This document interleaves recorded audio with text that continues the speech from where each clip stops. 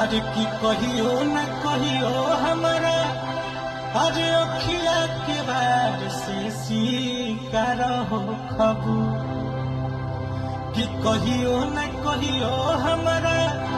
अखिया के बार से शिकार हो खबू तो जहिया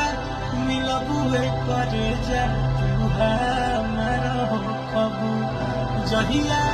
मिलबुए करे जा तू हमार हो खबू कि वादा करतानी जान तोहके न धोखे देबो कि जियते जी अपना केहू और के न होखे देबो वादा करतानी जान तोहके न धोखे देबो जियते जी अपना केहू और के न होखे देबो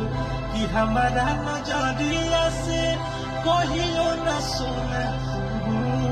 पार हो खबू तो जहिया मिलबुए करे जा तू हमार हो खबू जहिया मिलबुए करे जा तू हमार हो खबू।